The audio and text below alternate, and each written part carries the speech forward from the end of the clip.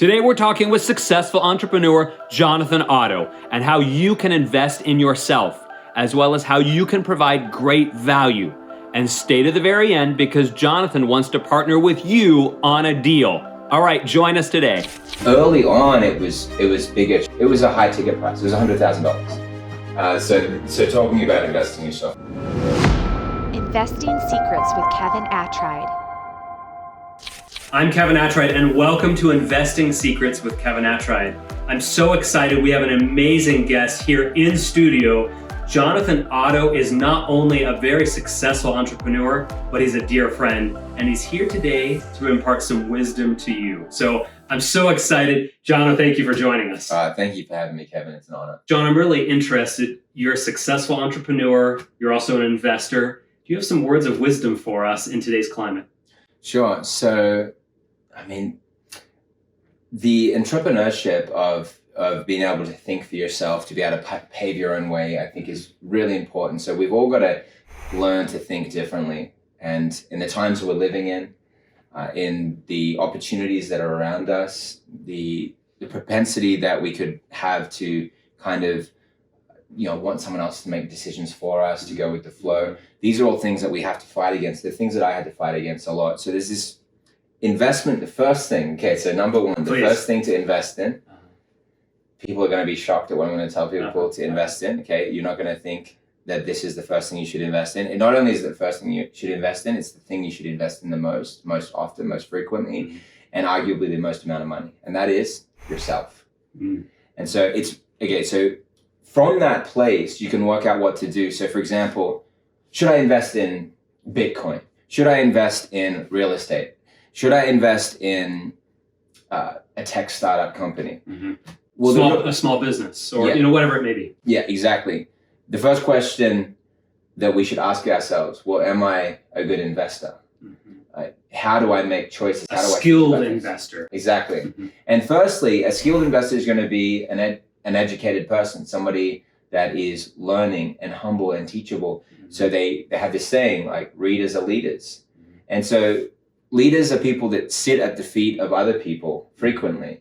And so I am sitting at the feet of people often, and then often people are sitting at the feet of me. But there was many years that went by that I was just soaking in, and I was careful to give advice on things that I wasn't necessarily good at or knew much about. So I would say certainly, follow success and be a student of success and learn from people that have had success in that area. Be a discerner of success. Look for, is this real? Is this person, are they integrous? Are they talking about things that I can verify? Is this true? Have they had success with this, or are they leading me in the wrong direction? And we've even had private conversations on when you're an entrepreneur, how do you invest in your business correctly without just blowing all your money on things that don't work and then saying, oh, I knew that wouldn't work. Yeah. And, all my friends and my parents and everyone else, they were right. It doesn't work, and I was never really destined to succeed. And we have all this programming which shows that we haven't invested in our minds.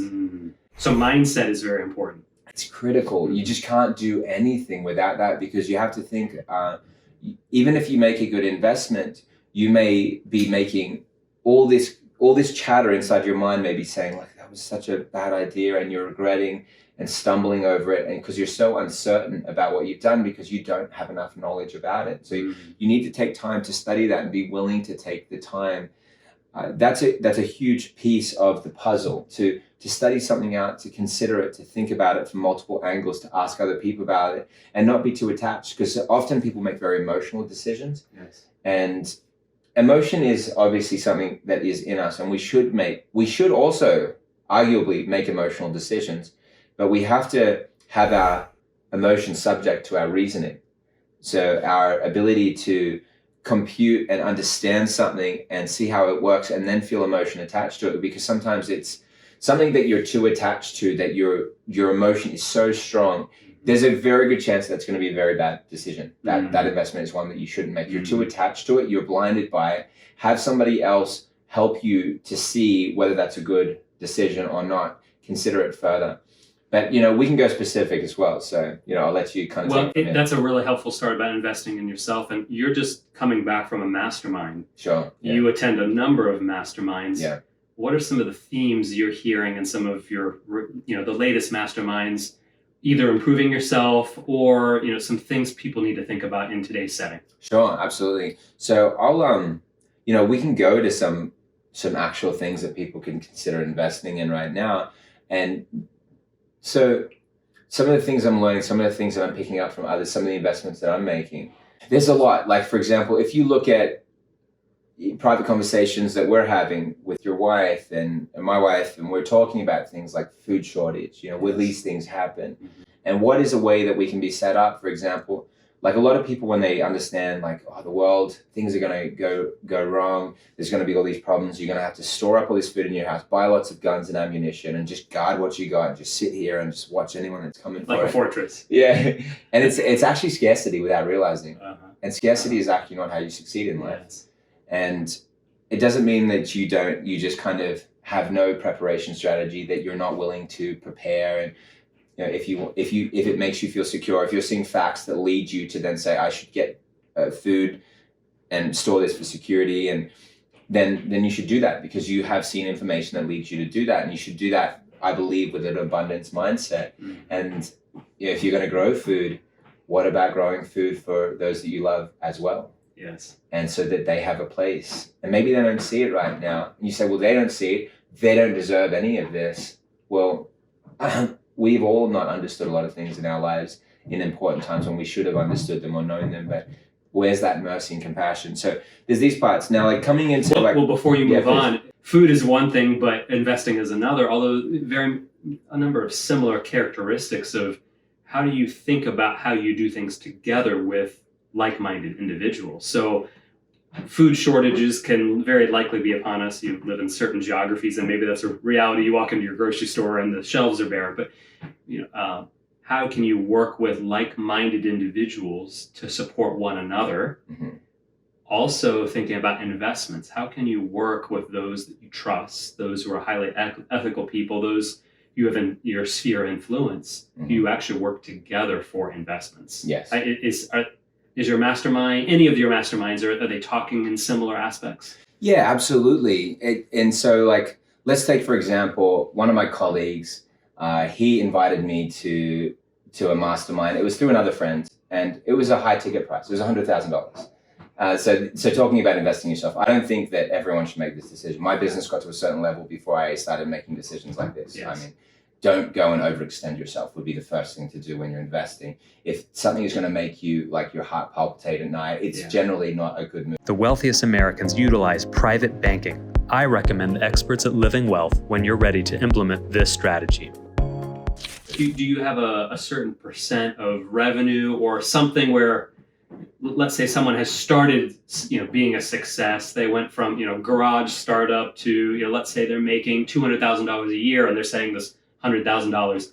Is that too much then? Or how much of it's very subjective versus, did you have a formula to say, I'm only going to invest X amount in myself? Is it 10%? Is it 50%? Where, Yeah, that's such a great question. Early on, it was bigger chunks than what I'm doing now in proportion. Yes. In proportion to what I had. Because for me, I was like, if I could get connected to these people and learn these things, it's worth me putting a big chunk of what I have into this. Yes. And maybe even in one case, this is most of what I've got saved, but I believe that this is an amazing door that will open. Generally, again, decisions like that may not be a general rule, go ahead and invest most of what you have in one particular thing. But, and sometimes it's a God thing as well for people that have a relationship with God, saying like, God, what do you think? What's the right way? Because sometimes it can be scarcity. Like, if I put my money here, then I won't have anything more. But for me, there were certain things where I had that confidence. I'm going to put this money here. I'm going to invest, for example, back when I joined my first mastermind, I put $15,000 in. And again, some masterminds are great where you've got like-minded people. No one's putting in money, but you're maybe meeting in a location. So you're still investing money because you've taken a plane to go somewhere and you're learning from somebody. But you took this by guidance, by divine providence or divine wisdom. Yeah, exactly, I did. Based on the Lord's guidance. Yes. I felt in some ways that there was these doors opening, and sometimes I was more apt to pray and ask God, and other times I was just like, no, this makes sense. I should do this. This seems right. But I think that generally, if people have a relationship with God, they should they should always pray about any large decision that they're making, generally speaking. Awesome. Yeah. And so then, but yeah, so I'd walk through certain doors and coming to like some practical kind of tools. Like, so for example, what happened with this mastermind, that was a new friend, and I wasn't going to join because I had like, there's 2 days, like they would typically fall on weekends, and I keep a Sabbath, and so I don't do business on a Sabbath, which is on the Saturday. So I knew for me, and I knew that I'd miss that. And so I was like, I don't want to invest $100,000 in a mastermind. So it seemed so crazy. But I just said, well, I want to sit and meet with you and connect with you a little bit. And that spoke to this particular person, a good friend of mine now, but we weren't even friends at the time. It really spoke to him of my intentionality in relationship, just to say, I would like to sit and let's have lunch together. I'd like to learn about what you're talking about. But I ended up believing that would be a really good decision and that choice. One of the things, I got grafted into a real estate mastermind in connection with that. It was another mastermind that was an additional charge of $30,000, but I got grafted in for that as part of that investment that I made. But I remember when I would go out to some of those meetings, and a lot of the guys in that group, even though they paid a lot of money, they wouldn't show up. They wouldn't show up to the calls. So even you have kind of big players that they don't continue to apply themselves as much. But anyway, I was applying myself, and one of the opportunities that came up was with a couple out of Las Vegas, and they really, for me, I felt like these guys really have intention. They're very relational. They're very kind in the way they deal. I sensed how I felt around them, and I thought, no, these guys have. And another colleague that was in that mastermind said it would be a good move to invest with them. He had no connection to the deal or anything like that. They saw an opportunity, and on this street, it's Bellissima, which what means beautiful in Italian, and I didn't look for supernatural signs to really just go, oh, this is it. I just feel this. It was just, no, this made sense. It was a $1.7 million property, 1.75. I did, it was a 20% down payment. So that's around $350,000. I have a business that generates revenue. So what I would say, if people can develop a cash machine first. Mm-hmm. So then they could then deploy money into investments, and using like tools like the internet is incredible. Facebook advertising is incredible, or other advertising platforms, whether it's TikTok or Instagram. And I had created products that made an impact on people's lives, helping people with health, and I continue to do that. And that's the kind of work that I do for free. And there are many things that I do for free within that realm, whereas I'll create materials that don't generate revenue, but I know it's going to help people.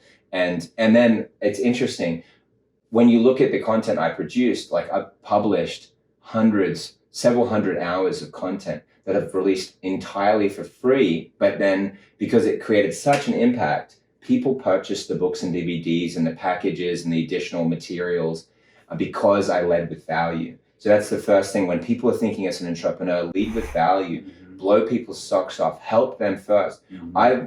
Technically, we've helped millions of people around the world. Millions of people have registered and watched our films. Tens of millions of people have watched all the different films I've produced.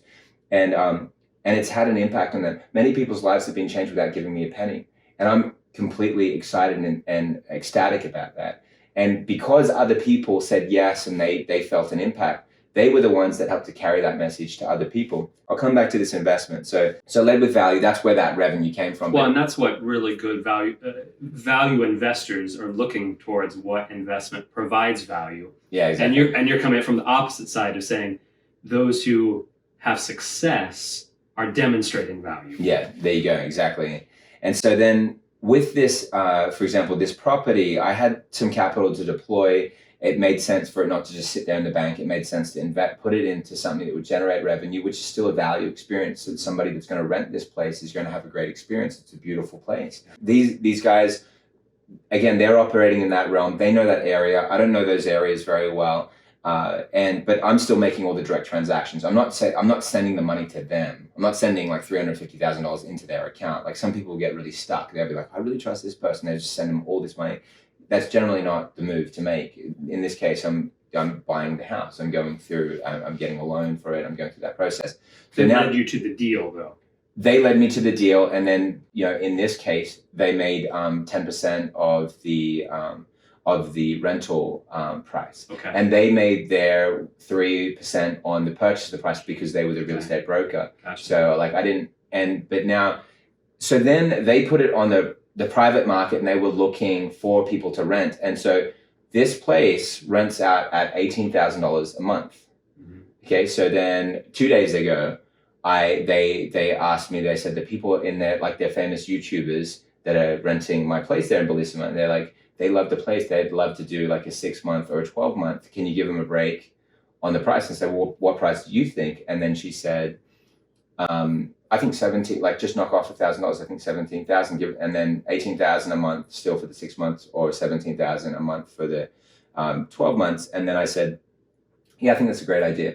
And then they said yes to a 12-month, which is $204,000, 17,000. I'd pay them the 10%. They'd make $20,000 on their side of the deal. Mm-hmm. But my mortgage on that place is $6,000, just over, just 6,300 around there. So when you're making almost 3x before some of your other expenses. Exactly. So there you go. That's what I would call a good investment, because, for example, if the economy just if that value of that property goes down by 30%, I can still make my mortgage payments. If what they're paying me and what I can rent it out for goes down by 30%, I can pay. If it goes down by 50%, I can pay it. If it goes down all the way down so that all I can do, because the economy's crashed so bad, is I can only get somebody to pay $5,000.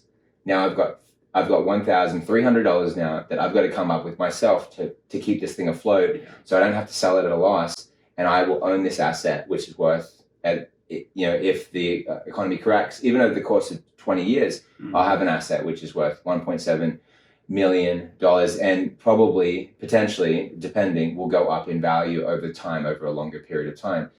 So like that would be an example to me of what I would say, like, yeah, that's that's a great investment, things like that. But like you could take that same type of thing, and if somebody was dealing with smaller numbers, they could say, okay, cool, this is a $175,000 place, but I want to see how I can get positioned in the right areas that allow me to then rent out a place for 2 to 3 times what I'm paying for with my mortgage, or even if it's double, or it's that extra percentage, so you're not so close to the line. So many people, when the economy collapsed, when we had the real estate, that housing, collapse and the dropping of value, then they were stuck because they get negative cash flow. They're too close to the line, and you know this better than anyone. So Kevin, and the reality is as well, Kevin knows the numbers more than me, and you're good at more at the calculations. I'm kind of, my skill set has been in really sensing and being able to ascertain, this is a good deal, this makes sense, because I do understand numbers, but lots of technical terms in real estate I don't necessarily understand. So what have I done? I've got operators that are making a fair portion of that opportunity, and then I'm able to then take advantage of that, and then excel in something that I don't necessarily know. When it comes to marketing, when it comes to creating information products, when it comes to health, fitness, and wellness business, that's my area. Like I know that inside and out. I can teach people about that, or I can teach people about how to market their products and how to expand. I'm very good in that. But so that's like diversifying something that you're really good at. Use that as a tool then to fund other opportunities to make your money work for you. Well, and you went to the idea of team. You have to have operators who are very successful. But I'm interested, how are you finding these deals? And our audience, some of you can spend $2 million on a property like Jonathan. Others, it's maybe $20,000, but how are you finding? And some 20 million. Yes. So what I mean. Like there are some people that are watching. Your networks are pretty diverse. You have people that are operating in big circles, medium circles, small circles, but the principles are all the same. Yes. So I'm interested. How are you finding these details? What secrets can you guide people to around how to find those deals that help you to find those investments where that cushion, that gap between expenses and revenue are large enough to really weather storms? If you don't know where to start investing in real estate, I recommend Norada Real Estate Investments. Their counselors are impactful. I would say, firstly, your network is your net worth. So that's a huge takeaway. People need to understand that. A lot of people don't sow deep enough into relationships. The first thing that I learned when I was starting one of my businesses, or my main business, was one of my colleagues that was doing a lot of affiliate marketing. So affiliate marketing is like somebody has a product. Let's say Kevin has a product, and now I market his product and I make a commission on that, and that I'm an affiliate. And now, one of my friends, Manny, for example, he was always good at connecting people and incentivizing everyone and helping everyone win. And one of the things he said to me was like, I was like, okay, I want to go do this thing. He said, well, sow into that bank account of other people. Like, it's like you're depositing money into these basically imaginary bank accounts. But for example, I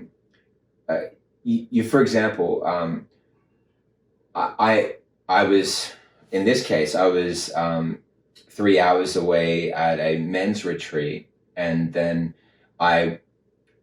in some of these things, like, it's like this giving without needing anything or wanting anything, and yet being open to all of those things. So for example, to connect with you and Kara, your wife, just this beauty of sowing into those relationships. And when you sow into people, like, all this stuff just comes back to you. It's incredible. So practically speaking, I was very intentional about some of those friendships, and I connected with those people and I asked them about their life. I was very interested in their life. I really wanted to know. And so for example, like, the things that, like, I don't feel excited, and I don't jump up and down, and it doesn't like make me ecstatically laughing and joyous when this $18,000 hits my account every month. That doesn't. But what does is when I see smiles on my friends' faces, when I'm able to like help them through something, when they're able to help me through something, when we develop a deep bond, it's so practical. So people that maybe, for example, are new, or people that are successful in certain areas, but they could go deeper. What you'll find is the things that you've been trained for in life: relationships, loving people, connecting with people, being considerate, compassionate, loving. These things are such powerful attributes that we need to lean into, sow into more. People think that to be a successful business person, you sometimes have to run over people, or you have to kind of see how close to the line, how much you can beat someone up on the prize. But what you really are wanting to do is you're looking for win-wins. Mm-hmm. So that, so practically speaking, I got into these opportunities because I sowed into relationships, and then that opened up doors. And I went through lots of challenges, even in my business, for example, lies, rumors, things being spread about me as I'm trying to, because what happens when you're trying to be successful, sometimes people see that, they're threatened by that. And then you have to you can't go around trying to better everyone's picture of you by trying to tweak it all. You can only be who you are, and you stand for your truth, and you love people. And over time, people come to know who you are, and they say, I want to invest with you. I want to support you. I want to promote your products. This guy's a good guy. He shows up, he's on time, he pays, he always looks for wins. And so, they're some of the methods that have actually resulted in actual actions that have made a difference and an impact for me, and opened up doors, opportunities, deals that I wouldn't have had access to. And what would you say is the root of how you've gotten into relationship with people? Mm. Because some of that's talent, some of it's personality, but with you, I dare say it's a little deeper than that. Sure. No, thank you. I think that for me, it was, one is like a spirit of excellence, and one is a dedication to truth, and an interest in finding truth to be of benefit and blessing to others, and really seeing other people, letting your own issues, in my case, my own issues, become second or third. And then, like, there's this line: if you want to achieve your dreams, help other people achieve their dreams. Mm-hmm. And so that to me was like how certain doors opened with that. And again, for people that really want nuts and bolts, like how do you make choices or do things? I would say, like, firstly, like, low barrier entry to learn skills is to read good books and listen to good podcasts and engage in tools like this and develop knowledge and skills. One of my colleagues, for example, he actually even worked for me for close to 6 months, and he was like a more premium kind of consultant, but he came in really as the COO of my company. But the same individual, I was just with him a couple of days in Chicago, and he when he was talking about deal exchange, I was like, oh, interesting. Like, you've been doing so many different things. He's been consulting. Pivoting is so powerful. Like, being able to just go, here's another opportunity. I'm going to pivot. And I've been talking to you about that. Yeah, we've talked about that. Yeah. And basically, like, you move with the things that are in front of you, and you don't like necessarily stick to your thing. There's certain things that be someone that follows through. Some people have that in more detailed ways than others. For me to make sure I continue to follow through is something that I have to like push myself to do, because it's not natural. It's just not natural. It's easier for me to start things and then just go to the next thing started. But unless you follow through, you won't be able to completely see things to fruition. So there's that aspect too. But also, there's the getting to the result, and when do you need to pivot versus stay the course? And sometimes that's really situational and hard. Exactly. And as an investor as well, when do you need to stay that course for that property or that investment versus pivoting? Exactly. And sometimes it's both. Where it's you do both. You stay the course, but then there's something right here, right now, and you take the time to sow into that, and you make that happen. And in this case, like, he then goes into this. My friend from Chicago I was referencing, he goes into deal exchange, like setting up deals between companies. And for example, someone wants to sell a company, someone wants to buy a company. Hedge funds or like investment funds, they have a fiduciary duty, which means fiduciary means that you have a commitment to the financial responsibilities of the people that have invested with you. The stakeholders. There you go. Yes. And so so they need the company then to go and find deals. And so if you can be the one that helps to match make and find, this person wants to sell their company, this person wants to, one wants to sell, the other one wants to buy, and you just made that connection, you can then make commissions on those sales. And so, for example, if that's like a few $1,000 or $10,000 or $50,000, a 3% commission is going to just be a few $100 or a couple $1,000. But he says to me, again, it's a guy that worked for me for many years. I've seen him like get real beaten up in business too. I've seen him get, like horrible kind of lawsuits kind of on his back that are really unfair, and that he chose to yield and then go, look, I'm just gonna pay this ridiculous amount of money that you're asking for to let this problem go away. I'm at peace with this. And in that sense, he was being obedient to God in something that he was then convicted to do. But I've seen him go through all those different phases. And then here he says to me, so the deals that I just closed on over the last month or so, is like an $8 million transaction. I was like, oh wow. So like, when the dollar isn't buying what it used to, I recommend McAlvany ICA for your gold and silver IRA or private collection to hold value for decades. So if you're making a 3% commission on the $8 million, that's like a few $100,000. He said, no. He says, no. The $8 million was my commission. And so that's what is getting wired into his account. And that was just by matching people up. Like, so you made $8 million by just matching people up. There's an example of pivoting. And because the companies that he connected, there were hundreds of millions of dollars in transactions. So that's how that $8 million worked out. Again, and I have no benefit in making this up. This is not some story, he has no benefit in making these kinds of things up. There's nothing about that. I mean, I've known the guy for 5-6 years. We've been friends. Mm-hmm. He's never lied to me. You're really highlighting knowing people, helping them understand deals, how deals can be put together is highly profitable. Exactly. And so, something for you to consider is, are you just going to buy something retail, a piece of property to be right off the MLS, or are you finding people who want to do a transaction, bringing them together, and your friend basically scaling up to the point where he's, multi-million-dollar deals. Yeah, exactly. Commissions on, Yeah, exactly. Like 9-figure deals that he's making multiple, like in this case, close to 8 figures, which is like 10 million plus. And then the deals that he has that are on his plate, if he was to close all of them, which he won't, but then there's others that will come in, it would be a $72 million commission for all those deals that he would just be helping to set up. And that was by him adding value. And so again, like I have a business that I'm working in, and then for me, I love connecting people. I was like, so can you teach me? Walden, can you teach me about how you do this? Because there's certain people I see people that need to sell their companies and people that want to buy companies.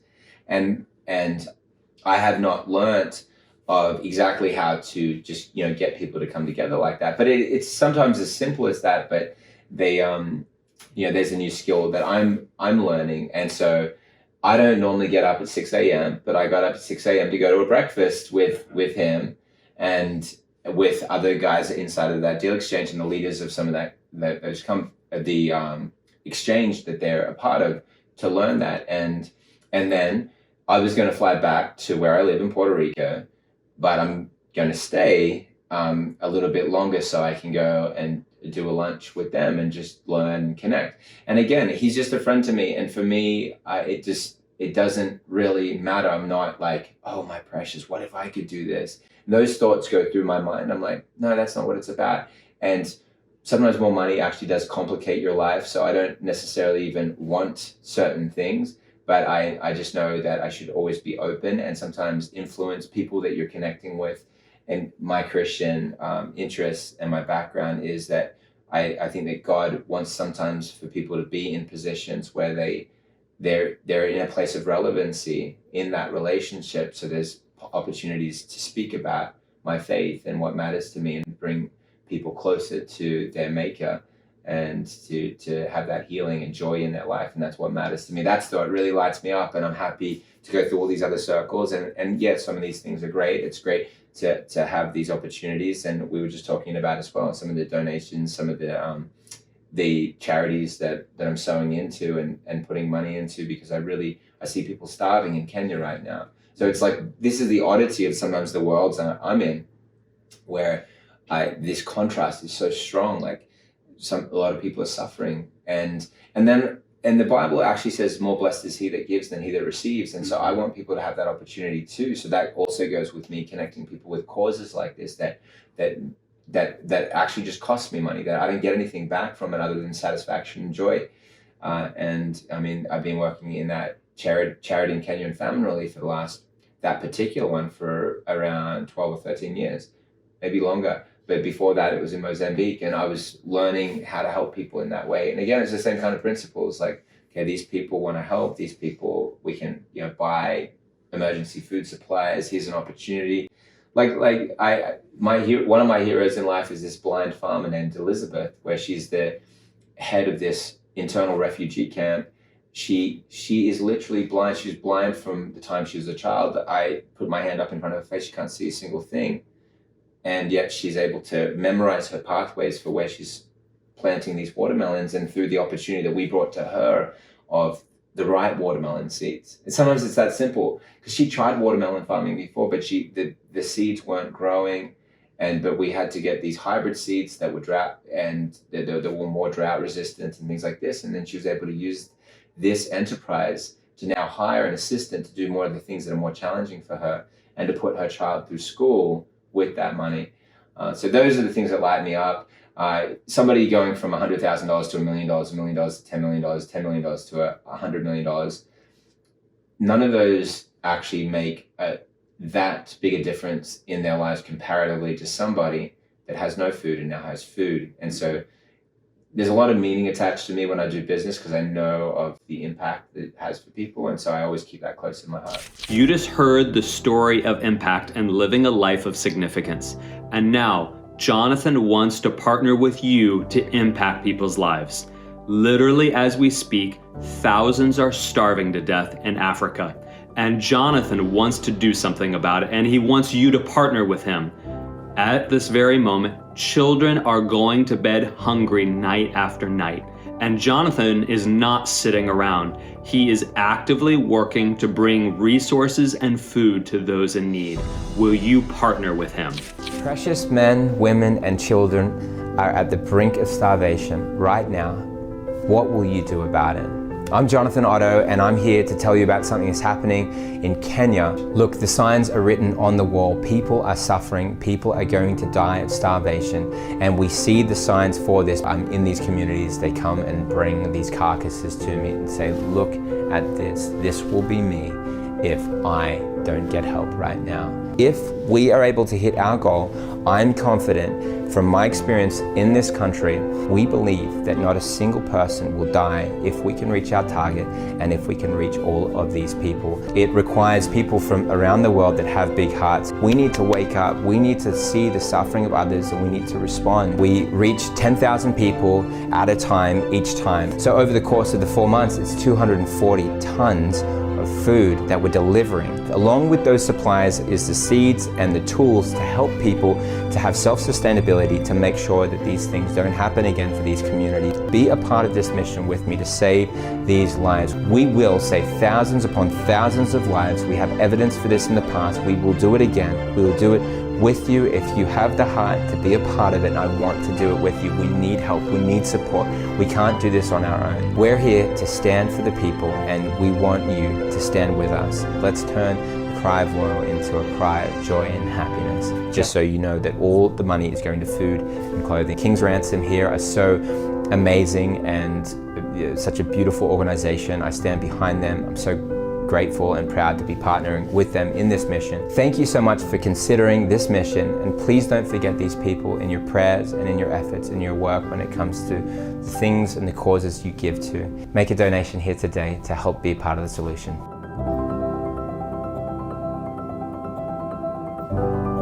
Join Jonathan right now so that you can impact lives and live a life of significance. The information contained in this episode are opinions not to be used as individual guidance. As always, consult your own financial team for your investment decisions.